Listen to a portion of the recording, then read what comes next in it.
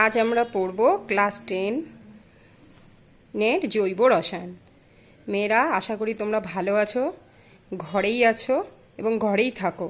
হ্যাঁ, আর পড়াশোনা একটু একটু করতে হবে। তোমাদের পড়াশোনার যাতে সহযোগিতা হয় তার জন্যই এই প্রচেষ্টা। তা আজকে আমরা পড়ব জৈব রসায়ন। জৈব রসায়ন চ্যাপ্টারটা আমি 3টে পার্টে ভাগ করেছি। আজকে যেটা আমরা পড়ব পার্ট 1 পড়ব, ঠিক আছে? তা জৈব রসায়ন পড়ার আগে আমাদেরকে বুঝতে হবে জৈব রসায়ন ব্যাপারটা কি। 1665 খ্রিস্টাব্দে 1675 খ্রিস্টাব্দে লেমেরি বলেছিলেন যে আমাদের এই পৃথিবীতে 3 ধরনের উপাদান আছে। একটা হলো উদ্ভিজ উপাদান, একটা হলো প্রাণীজ উপাদান, আর একটা হলো খনিজ উপাদান। খনিজ উপাদান কোনটা? যেটা অজৈব উপাদান। মানে যেমন আমরা আগাগোড়া যখন থেকে বিজ্ঞান পড়ছি তখন থেকে যে ধরনের উপাদানগুলো পড়ে এসেছি, যেমন sulphuric acid, sodium chloride, hydrogen sulphide, এরকম বিভিন্ন ধরনের যৌগগুলো হচ্ছে বা উপাদান, সোডিয়াম, পটাশিয়াম, অ্যালুমিনিয়াম, এরা সবাই হচ্ছে খনিজ উপাদান অর্থাৎ অজৈব উপাদান। এবার উদ্ভিজ উপাদান মানে বুঝতে পারছো উদ্ভিদ থেকে যা পাওয়া যায়, প্রাণীজ উপাদান মানে প্রাণী থেকে যা পাওয়া যায়। কিন্তু পরে দেখা গেছে যে উদ্ভিদের কিছু উপাদান প্রাণীর মধ্যেও থাকে, প্রাণীদেরও কিছু উপাদান উদ্ভিদের মধ্যেও থাকে। তাই এই দুটো উপাদানকে এক করেই আমরা বলি জৈব উপাদান। জৈব মানে কি? জীব, মানে যারা জীবের মধ্যে পড়ে, মানে উদ্ভিদ হোক প্রাণী হোক, তাদের থেকে যে উপাদানগুলো পাওয়া যায় তারা হলো জৈব উপাদান। উদাহরণ কি? উদাহরণ অনেক কিছু হতে পারে। Carbohydrate, protein, fat, vitamin, amino acid, জিন, তোমরা এই সব নামগুলো নিশ্চয়ই শুনেছ। এরা সবাই হচ্ছে জৈব উপাদান। এই সেরকম ধরনের জীব থেকে পাওয়া এই বিভিন্ন ধরনের উপাদান নিয়ে যেখানে আলোচনা করা হয় সেটাই হলো জৈব রসায়ন, ঠিক আছে? আচ্ছা, এই কথাগুলোই পরে বার্জিলিয়াস বলেছেন। বার্জিলিয়াস বলেছিলেন যে জৈব উপাদান মানে উদ্ভিদ এবং প্রাণী, এদের থেকেই পাওয়া যাবে, মানে জীব থেকেই পাওয়া যাবে, অন্য কোথা থেকে পাওয়া যাবে না। কিন্তু পরে রিসার্চ করে দেখা গেছে যে এটা কিছুটা ভুল প্রমাণিত হয়েছে। যেমন একটা উদাহরণ তোমাদের দেখা যাক। প্রথম ফ্রেডরিক ভোলার বলে একজন বিজ্ঞানী কী করেছেন, একটা অজৈব উপাদান থেকে জৈব উপাদান তৈরি করেছে। সেই অজৈব উপাদানটা কি? অ্যামোনিয়াম সায়ানেট, সংকেত কি? NH4CN, ঠিক আছে? এটা থেকে ইউরিয়া তৈরি করেছে। ইউরিয়া একটা জৈব উপাদান। আমরা সবাই জানি যে ইউরিয়া রাসায়নিক সার হিসাবে কৃষিক্ষেত্রে ব্যবহার করা হয়ে থাকে। ইউরিয়ার সংকেত হচ্ছে এইটা, ঠিক আছে? তা সেই থেকে যে বোঝা গেছিল বা জানা গেছিল যে জৈব উপাদান মানেই যে শুধু জীব থেকেই পাওয়া যাবে এমন কোনো কথা নয়, যে কোনো অজৈব উপাদান থেকেও অনেক সময় কিন্তু জৈব উপাদান তৈরি করা যায়। সব সময় না হলেও কিছু কিছু ক্ষেত্রে যায়। তা এইটা আমাদের কোশ্চেন করে, ফ্রেডরিক ভোলার কোন জৈব উপাদানটি প্রথম তৈরি করেছেন, তার নাম ও সংকেত লেখো। তাই নাম আর সংকেত দুটোই করবে। কোন অজৈব উপাদান থেকে করেছে তারও নাম আর সংকেত দুটোই মনে রাখবে। এইবারে আসি, জৈব উপাদান যাদেরকে বলবো বা জৈব যৌগ যাদেরকে বলবো তার মূল উপাদানটাই হচ্ছে কার্বন থাকবে, ঠিক আছে? কার্বন কিন্তু অবশ্যই জৈব উপাদানের মধ্যে থাকবে। এছাড়াও আমার অন্যান্য উপাদান থাকতে পারে, হাইড্রোজেন থাকতে পারে, হ্যালোজেন থাকতে পারে, অক্সিজেন থাকতে পারে, নাইট্রোজেন থাকতে পারে, সালফার থাকতে পারে, বিভিন্ন রকম এই ধরনের উপাদানগুলো মোটামুটি থাকতে পারে। কিন্তু কার্বন কিন্তু অবশ্যই থাকবে। এটাও শর্ট কোশ্চেন করে, জৈব যৌগের মূল উপাদান কি না, বলবে কার্বন। তবে কার্বন থাকলেই যে জৈব যৌগ হবে এমন কিন্তু কোনো কথা নেই। যেমন দেখো, carbon dioxide, carbonate, carbon monoxide, bicarbonate, carbon disulphide, এরা কিন্তু জৈব যৌগ নয়, ঠিক আছে? এরকম কিছু কিছু যৌগ আছে যারা কিন্তু জৈব যৌগ নয়। তা এবারে তাহলে আমাকে জানতে হবে, তাহলে ম্যাম কোনগুলো জৈব যৌগ বলবো কার্বন থাকলে আর কোনগুলোকে বলবো না? সেটা জানতে গেলে আমাকে জানতে হবে জৈব যৌগ আর অজৈব যৌগের মধ্যে তাহলে পার্থক্যটা কোথায়, তাই না? জৈব যৌগ মানে তাতে সমযোজী বন্ধন থাকবেই। বন্ধন চ্যাপ্টারটা আমরা কিন্তু ক্লাস 8-এও একবার পড়েছি। তাই সমযোজী বন্ধন, তড়িৎযোজী বা আয়নীয় বন্ধন সম্পর্কে আশা করি তোমাদের ধারণা আছে। অজৈব যৌগ মানে তাতে সমযোজীও থাকতে পারে, আয়নীয় বন্ধনও থাকতে পারে। জৈব যৌগ মানে তাতে কার্বন থাকবেই, অজৈব যৌগ মানে কার্বন থাকতেও পারে, নাও পারে। জৈব যৌগের গলনাঙ্ক স্ফুটনাঙ্ক অজৈব যৌগের তুলনায় খানিকটা কম হয়ে থাকে, ঠিক আছে। আর হচ্ছে পোলার দ্রাবকে দ্রবীভূত হয়। এই পোলার দ্রাবকটা কি সেটা আমি পরে বলছি, আগে আমরা খানিকটা বুঝে নিই তারপর বলবো। তবে উদাহরণ দিয়ে দিচ্ছি, যেমন জলে জৈব যৌগ দ্রবীভূত হবে না, কিন্তু অজৈব যৌগ জলে দ্রবীভূত হবে। জৈব যৌগ জেনারেলি নন পোলারে দ্রবীভূত হয়, মানে বেঞ্জিন, অ্যালকোহল, ইথার এই জাতীয় যৌগগুলোতে দ্রবীভূত হয়। অজৈব যৌগ এই জাতীয় যৌগগুলোকে কিন্তু দ্রবীভূত হয় না। জৈব যৌগ খুব দাহ্য হয়, যেহেতু কার্বন থাকে তাড়াতাড়ি দাহ্য হয়, কিন্তু অজৈব যৌগ জেনারেলি অদাহ্য হয়। বোঝা গেল তাহলে পার্থক্যটা? এইবারে জৈব যৌগ যাদেরকে আমি সিলেক্ট করব তাদের দেখব যে নিচে যে বৈশিষ্ট্যগুলোর কথা আমি বলছি সেই বৈশিষ্ট্যগুলো তাদের আছে কি না। প্রথম বৈশিষ্ট্য, মূল উপাদান কার্বন থাকবে। দ্বিতীয় বৈশিষ্ট্য, সমযোজী বন্ধন দ্বারা গঠিত হবে। তৃতীয় বৈশিষ্ট্য, ক্যাটিনেশন ধর্ম দেখাবে। এবার ক্যাটিনেশন ধর্ম কি সেইটা কিন্তু আমরা একটু পরে বুঝছি। চতুর্থ হচ্ছে সমাবয়বতা ধর্ম দেখাবে, সেটাও আমরা পরে বুঝছি। পঞ্চম হচ্ছে তড়িৎ পরিবহন করবে না। ষষ্ঠ হচ্ছে জলে দ্রবীভূত হবে না, অ্যালকোহল, বেঞ্জিন, ইথার এই সমস্তর মধ্যে দ্রবীভূত হবে। বোঝা হয়ে গেল? এইবারে আমরা তাহলে আমাদের যেহেতু জৈব যৌগের মূল উপাদান কার্বন, তাহলে আমাদের কার্বন সম্পর্কে একটুখানি আগে জেনে নিতে হবে। আমরা পর্যায় সারণী পড়ে এসেছি। পর্যায় সারণীতে কার্বন কোন পর্যায়ে আছে? না 2 নম্বর পর্যায়ে আছে। কোন শ্রেণীতে আছে? না 16 নম্বর শ্রেণীতে আছে, ঠিক আছে। তাহলে 2 নম্বর পর্যায়। আর হচ্ছে যে তোমার ভুল বললাম 2 নম্বর পর্যায় আর হচ্ছে তোমার 14 নম্বর পর্যায় এই শ্রেণীতে আছে, তাই না? তাহলে 14 মানে কি? 14 মানে যে মৌলগুলো 14 নম্বর শ্রেণীতে থাকে তাদের সেই মৌলের পরমাণুগুলোর বাইরে কটা করে ইলেকট্রন আছে? 4টে করে ইলেকট্রন আছে। তাহলে কে কক্ষে আছে 2টো, এল কক্ষে আছে 4টে। তাহলে দেখো বাইরে 4টে ইলেকট্রন আছে, ঠিক আছে।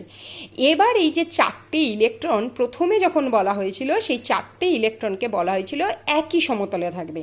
একই সমতলে মানে এই মনে করো খাতাটা একটা সমতলে ধরে নিচ্ছ, এই খাতাতেই 4টে ইলেকট্রন বসে থাকতে পারবে, ঠিক আছে। কিন্তু পরে ভ্যান টফ আর লাবেল প্রমাণ করলেন যে না, 4টে ইলেকট্রন এরকম খাতায় মানে একই সমতলে থাকতে পারবে না। কীরকমভাবে থাকবে?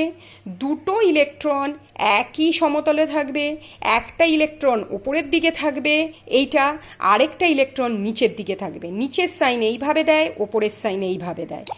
এই যে ধরনের গঠনটা, এটাকে বলে সমচতুস্তলকীয় গঠন, ঠিক আছে। চতুস্তলকীয় গঠন বলে। কিন্তু সম কথাটা কেন এখানে চলে এলো? কারণ এইখানে যে বন্ধনগুলো আমরা দেখতে পাচ্ছি, এই হাইড্রোজেন কার্বন আর এই হাইড্রোজেনের মধ্যে দূরত্ব 109 ডিগ্রি 28 মিনিট। আবার এই হাইড্রোজেন কার্বন আর এই হাইড্রোজেনের মধ্যে দূরত্ব 109 ডিগ্রি 28 মিনিট। এরকম প্রত্যেকটা অ্যাঙ্গেলের মধ্যে অ্যাঙ্গেলই হচ্ছে 109 ডিগ্রি 28 মিনিট। প্রত্যেকটা কার্বনের সঙ্গে হাইড্রোজেনের দূরত্বও এক, তাই একে সমচতুস্তলকীয় বলা হয়ে থাকে, ঠিক আছে। অর্থাৎ তার মানে বোঝা গেল কার্বনের প্রত্যেক ইলেকট্রন একই সমতলে কিন্তু থাকে না। এই হলো কথা। কিন্তু অনেক সময় আমরা আমাদের সুবিধার্থে এইরকমভাবে বারবার না লিখে আমরা কি করি, এইরকমভাবেও লিখে থাকি, ঠিক আছে।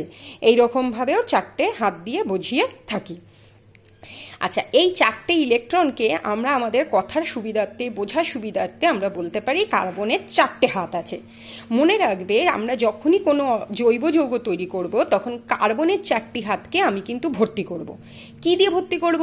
হাইড্রোজেন দিয়ে করব, কার্বন দিয়েও করতে পারি, নাইট্রোজেন, অক্সিজেন, সালফার, হ্যালোজেন সব দিয়েই করতে পারি। যেরকম যৌগ করতে চাই সেই রকমভাবেই করব। যেমন এইখানে দেখো সবকটা হাইড্রোজেন দিয়ে করেছি, ঠিক আছে।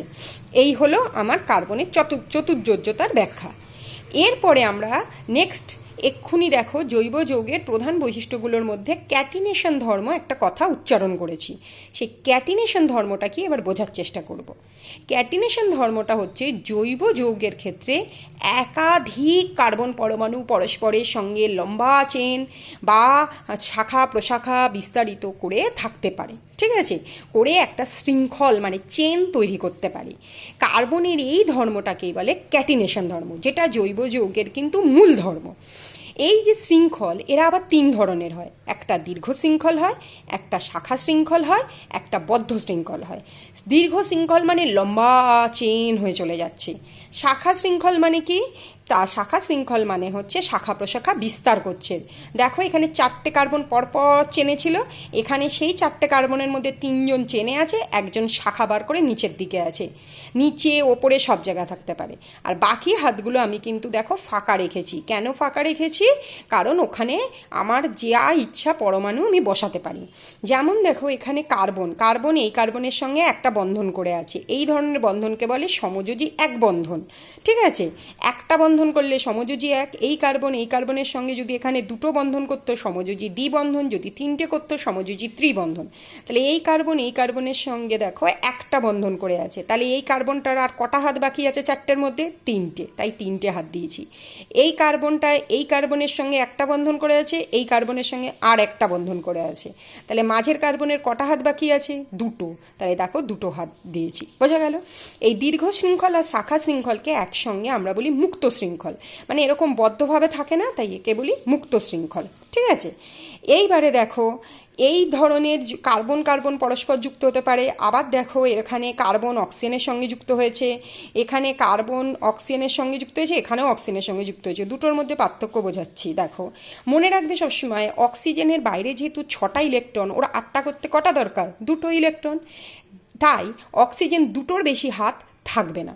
আবার নাইট্রোজেনের বাইরে কটা ইলেকট্রন? 5টা ইলেকট্রন, তাহলে ওরা 8টা হতে কটা দরকার? 3টে, তাহলে নাইট্রোজেনেরও বাইরে 3টের বেশি ইলেকট্রন কিন্তু কখনো থাকবে না। ঠিক আছে, তা অক্সিজেন কার্বনের সঙ্গে যদি একটা হাত কমপ্লিট করে নেয়, তাহলে অক্সিজেনের কিন্তু এখনও একটা হাত পড়ে রয়েছে, সেই একটা হাতে কে আছে? হাইড্রোজেন। এখানে অক্সিজেন একটা কার্বনের সঙ্গে এদিকে করেছে, আবার ওদিকেও আর একটা কার্বনের সঙ্গে করেছে, 2টো হাত কমপ্লিট, তাই এখানে কোনো হাইড্রোজেন কিন্তু আমি বসাইনি। বোঝা গেল?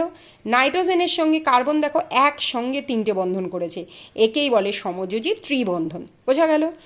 কার্বন নিজের সঙ্গে যেমন সমযোজী এক বন্ধনও করতে পারে, আবার কার্বন নিজের সঙ্গে সমযোজী দ্বিবন্ধনও করতে পারে। দ্বিবন্ধন যখন হবে, সরি ভুল হলো, এটা থাকবে। দ্বিবন্ধন যখন হবে তখন দেখো এই কার্বনের এখানে 2খানা হাত হয়ে গেছে, তাহলে কখানা হাত বাকি আছে? 1খানা 2খানা হাত বাকি আছে, তাই না? তাহলে 1 2 3 4। আবার এখানে দেখো এখানে কি হয়েছে? এখানে হয়েছে তোমার আর 1 2, এইদিকে একটা কার্বনের সঙ্গে বন্ধন করে থাকার জন্য এখানে একটা হাত, এই নিচের হাতটা কিন্তু হবে না। তোমাদেরকে বোঝানোর জন্য দিয়েছিলাম, আগেরবার যেমন এখানে দিয়েছিলাম, এখানে কিন্তু সেটা আমি দিতে পারবো না, তাই আমি কি করলাম? কেটে দিলাম। ঠিক আছে, তাহলে এইখানে কার্বন দেখো এর সঙ্গে একটা বন্ধন করে আছে, তাহলে কটা হাত থাকবে? 3টে, তাই দেখো 1 2 3টে হাত দিয়েছি। বোঝা গেল ব্যাপারটা? এখানে দেখো কার্বনের সঙ্গে কটা বন্ধন করে আছে? 3টে, তাহলে এখানেই 3টে হাত হয়ে গেছে, তাহলে এই কার্বনের কটা পড়ে থাকবে? একটা, এই কার্বনেরও কটা পড়ে থাকবে? একটা। বোঝা গেল ব্যাপারটা? এইগুলোকেই বলা হয় এক বন্ধন, দ্বিবন্ধন, ত্রিবন্ধন। এক বন্ধনের ক্ষেত্রে সবসময় অ্যাঙ্গেলগুলো হবে 109 ডিগ্রি 28 মিনিট, দ্বিবন্ধনের ক্ষেত্রে এই অ্যাঙ্গেলগুলো হয়ে যাবে 120 ডিগ্রি, ত্রিবন্ধনের ক্ষেত্রে এই অ্যাঙ্গেলগুলো হয়ে যাবে 180 ডিগ্রি। এগুলো ছোট কোশ্চেন করে থাকে। ঠিক আছে, এই হলো আমার জৈব যৌগে ঢোকার প্রথম পদক্ষেপ। এইবারে আমরা যেটা জানবো, হাইড্রোকার্বন কাকে বলে। কথাটার মধ্যে কি কি আছে? হাইড্রো আছে, কার্বন আছে। হাইড্রো মানে কি? হাইড্রোজেন। কার্বন মানে তো কার্বন, মানে যে সমস্ত যৌগ শুধু কার্বন আর হাইড্রোজেন দ্বারা তৈরি, তাতে কোনো হ্যালোজেন, অক্সিজেন, সালফার এসব কিচ্ছু থাকবে না, শুধু কার্বন আর হাইড্রোজেন থাকবে। ঠিক আছে, এমন উদাহরণ দেখো লিখেছি, মিথেন, ইথেন, এখানে দেখো কার্বন হাইড্রোজেন ছাড়া কিচ্ছু নেই। এই হাইড্রোকার্বন আবার 2 ধরনের হয়, একটা হচ্ছে সম্পৃক্ত হাইড্রোকার্বন, আরেকটা হচ্ছে অসম্পৃক্ত হাইড্রোকার্বন। সম্পৃক্ত হাইড্রোকার্বন মানে যে যৌগ হাইড্রোকার্বনগুলোর কথা বলবো সেখানে কার্বন আর কার্বনের মধ্যে শুধু এক বন্ধন থাকবে। আর অসম্পৃক্ত হাইড্রোকার্বনের যখন কথা বলবো সেখানে কার্বনের মধ্যে দ্বিবন্ধন, ত্রিবন্ধন মিনিমাম একটা হলেও থাকবে, যত বড় যৌগ হোক। যেমন দেখো এখানে 3টে কার্বন আছে, প্রত্যেকের মধ্যে কিন্তু নেই, যে কোনো 2টো কার্বনের মধ্যে ত্রিবন্ধন আছে। আবার এখানে দেখো 2টোই কার্বন আছে, দুজনের মধ্যে দ্বিবন্ধন আছে। বোঝা গেল?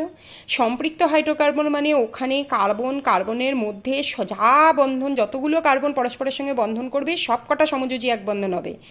অসম্পৃক্ত হাইড্রোকার্বন মানে যতগুলো কার্বন নিজেদের মধ্যে বন্ধন করবে মিনিমাম 2টো কার্বনের মধ্যে মিনিমাম দুটো কার্বনের মধ্যে সমযোজী দ্বিবন্ধন বা ত্রিবন্ধন হতে পারে। এবারে আমরা পড়ব মুক্ত শৃঙ্খল হাইড্রোকার্বন। মুক্ত শৃঙ্খলটা আমরা এইখানে পড়ে এসেছি, দীর্ঘ শৃঙ্খল, শাখা শৃঙ্খল, তাকে মিলিয়ে বলে মুক্ত শৃঙ্খল। এই মুক্ত শৃঙ্খল হাইড্রোকার্বন এবার পড়ব। মুক্ত শৃঙ্খল হাইড্রোকার্বন 3 ধরনের হয়, অ্যালকেনস, অ্যালকিনস, অ্যালকাইন্স। অ্যালকেন মানে সেখানে কার্বন কার্বনের মধ্যে যা বন্ধন আছে সব সমযোজী এক বন্ধন। অ্যালকিন মানে ওখানে কার্বন কার্বনের মধ্যে যতগুলো বন্ধন আছে তার মধ্যে মিনিমাম দুটো কার্বনের মধ্যে দ্বিবন্ধন। একইভাবে অ্যালকাইন দ্বিবন্ধন না হয়ে ত্রিবন্ধন হচ্ছে। এই সবগুলোকে বলা হয়ে থাকে অ্যালিফেটিক হাইড্রোকার্বন। ঠিক আছে? আচ্ছা, এইবারে হচ্ছে যে তোমার হাইড্রোকার্বন যে পড়লাম, কী পড়লাম, অ্যালকেন, অ্যালকিন, অ্যালকাইন। এই হাইড্রোকার্বনের সাধারণ সংকেত পড়ব। ঠিক আছে? এইখানে সাধারণ সংকেতগুলো আমি দিয়েছি, যেমন দেখো অ্যালকেনের CnH2n+2, এনগুলো কি হবে 1 2 3, এন কখনো 0 হবে না। 0 হওয়া মানে কার্বন থাকবেই না। ঠিক আছে? যেমন তুমি এখানে 1 বসাও, এনের জায়গায় 1 বসালে সি, আর এখানে 1 বসালে 2 × 1 2 + 2 4, দেখো CH4। ঠিক আছে? N2 বসিয়ে এরকম করেছি, তোমরা নিজেদের ইচ্ছে মতন N3 4 যা ইচ্ছা বসাতে পারো। অ্যালকিন মানে এই সংকেত হবে, সেখানে N কিন্তু 1-এর চেয়ে বড় হবে, মানে Nটা শুরুই হবে 2 থেকে, তাই Nটা দেখো মিনিমাম Nটার নাম্বার হবে 2। এখানে 2 বসালে 2 2 4, তাহলে C2, হাইড্রোজেন 4টে। এইভাবে অ্যালকাইন, অ্যালকাইনের সংকেত এখানে অ্যালকিনের চেয়ে আলাদা। এই সাধারণ সংকেতগুলো তোমাদেরকে মনে রাখতে হবে। ঠিক আছে? উদাহরণগুলো পাশে দিয়েছি। কার্যকারী গ্রুপ। এবারে আমাদের জৈব যৌগ পড়তে গেলে আরেকটা যে জিনিস জানতে হবে সেটা হচ্ছে কার্যকারী গ্রুপ। কার্যকারী গ্রুপ কি? কার্যকারী গ্রুপ হচ্ছে যে ওই যৌগটার মধ্যে কিছু কিছু গ্রুপ থাকবে যারা ওই যৌগটাকে কাজ করতে সাহায্য করবে। কি ধরনের কাজও করবে, কি ওর ধর্ম হবে, কি বিক্রিয়াও করবে, কোন বিক্রিয়াও করবে না, কাকে দ্রবীভূত করবে, কাকে দ্রবীভূত করবে না, ইত্যাদি ইত্যাদি তোমার সেই সব কিছু নির্ধারণ করবে এই কার্যকারী গ্রুপ। এই কার্যকারী গ্রুপগুলো এক ধরনের মূলক বা পরমাণু। ঠিক আছে? যেমন তোমরা অজৈব যৌগে মূলক পড়েছো না, সালফেট মূলক, নাইট্রেট মূলক, তেমন জৈব যৌগেও এরকম মূলক আছে। তাহলে এরাই যৌগের রাসায়নিক ধর্মকে নির্ধারণ করবে। এই কার্যকারী গ্রুপ কাকে বলে তার সংজ্ঞা এবং উদাহরণ লিখতে বলে। অ্যালকেনের ক্ষেত্রে অ্যালকেন মানে এই যে যেমন CH4 C2H6, সবসময় অ্যালকেনের একটা হাইড্রোজেন এই কার্যকারী গ্রুপ দ্বারা প্রতিস্থাপিত হয়। বোঝা গেল? কার্যকারী গ্রুপের উদাহরণে আসা যাক। Alcohol, aldehyde, carboxylic acid, ketone, এরা হচ্ছে সব কার্যকারী গ্রুপের উদাহরণ। আরও কার্যকারী গ্রুপ আছে, তা আমাদের সিলেবাসে মোটামুটি এই কটা কার্যকারী গ্রুপ পড়লে আমাদের মোটামুটি হয়ে যায়, তাই আমি এই কটাই বলেছি, বেশি বাড়াইনি, তাহলে তোমাদের আবার ব্যাপারটা কঠিন লাগবে। অ্যালকোহল মানে যে যৌগটাকে আমি অ্যালকোহল বলবো সেই যৌগে এই OH থাকবেই।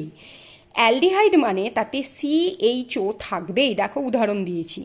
কার্বক্সিলিক অ্যাসিড মানে COOH থাকবেই। কিটোন মানে CO এর সঙ্গে ডাবল বন্ড করে এইভাবে থাকবেই। ঠিক আছে? হাতগুলো কেন দিয়েছি?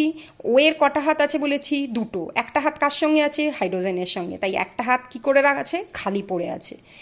সি এর কটা হাত আছে? সি এর আছে 4টে হাত। একটা হাত হাইড্রোজেনের সঙ্গে, অক্সিজেনের সঙ্গে এখানে 2খানা হাত থাকে, টোটাল 3খানা, এখানে 1খানা, 4খানা পড়ে আছে। বোঝা গেল? এইভাবে হাতগুলো এই জন্য দিয়েছি। কার্যকারী গ্রুপ হয়ে গেল। এই যে কার্যকারী গ্রুপ ও যে ব্যাপারটা রয়েছে সেটা আমরা আরও যখন পরে পড়ব তখন আরও আমরা বিস্তারিতভাবে কিন্তু জানতে পারবো। ঠিক আছে? তাহলে এই হলো আমাদের পার্ট 1-এর পড়াশোনা। তাহলে এখান থেকে তোমাদের যা যা পড়তে হবে সেটা হলো, যা যা কোশ্চেন করে সেটা হলো, প্রথম ফেডরিক ভোলার কোন জৈব যৌগ উৎপাদন করে তার নাম সংকেত, কোন অজৈব উপাদান থেকে করে সেইটা, জৈব যৌগের মূল উপাদান কি, এছাড়া আর কী কী উপাদান থাকতে পারে, জৈব যৌগ অজৈব যৌগের মধ্যে পার্থক্য, কোন কোন যৌগকে জৈব যৌগ বলি না। ঠিক আছে? জৈব যৌগের সংজ্ঞা পড়বে, জৈব যৌগের প্রধান বৈশিষ্ট্যগুলো কী কী পড়বে, মেনত এই বৈশিষ্ট্যগুলোই হচ্ছে প্রধান বৈশিষ্ট্য। বইতে এছাড়া আরও বৈশিষ্ট্য দেওয়া আছে, কিন্তু এইগুলো হচ্ছে প্রধান বৈশিষ্ট্য। কার্বনের চতুর্যোজ্যতা ঘটনাটা প্রথম কে বলেছিলেন এবং চতুর্যোজ্যতা ঘটনাটা কি সেইটা, কার্বনের ক্যাটিনেশন ধর্ম কাকে বলে। ঠিক আছে? ক্যাটিনেশন ধর্ম অনুযায়ী শৃঙ্খল ক ধরনের হয়, এইরকম এগুলো উদাহরণ। প্রত্যেকটা বন্ধনের যৌগের ক্ষেত্রে অ্যাঙ্গেলগুলো কী কী হয় এইটা পড়বো এখানে। আচ্ছা, হাইড্রোকার্বন কাকে বলে, হাইড্রোকার্বন ক ধরনের হয়, প্রত্যেকের উদাহরণ এবং সংজ্ঞা এখান থেকে পড়তে হবে। আচ্ছা, অ্যালিফেটিক হাইড্রোকার্বন কাদেরকে বলা হয়ে থাকে। আচ্ছা, তারপরে হচ্ছে যে তোমার হাইড্রোকার্বনের সাধারণ সংকেত পড়ব। হাইড্রোকার্বনের সাধারণ সংকেত অনুযায়ী কয়েকটা উদাহরণ তোমরা নিজেদের ইচ্ছা মতনও এর বাইরে গিয়ে তৈরি করতে পারো, প্রসেস তো বলে দিলাম এর আগে। কার্যকারী গ্রুপ কাকে বলে, তার সঙ্গে তার উদাহরণ। ঠিক আছে, উদাহরণ লিখতে বললে কার্যকারী গ্রুপের এই উদাহরণগুলো লিখবে, ব্র্যাকেটের এর সংকেতগুলো লিখবে। আমি কার্যকারী গ্রুপ যৌগে উপস্থিত থাকলে সেই যৌগের কি উদাহরণ হয় সেই উদাহরণ দিয়েছি। এই উদাহরণ তোমরা কার্যকারী গ্রুপের উদাহরণে দেবে না, তোমরা দেবে কার্যকারী গ্রুপের সংজ্ঞা লিখলে বললে উদাহরণ হচ্ছে যেমন অ্যালকোহল ব্র্যাকেটে OH গ্রুপ, অ্যালডিহাইড ব্র্যাকেটে CHO গ্রুপ। ঠিক আছে।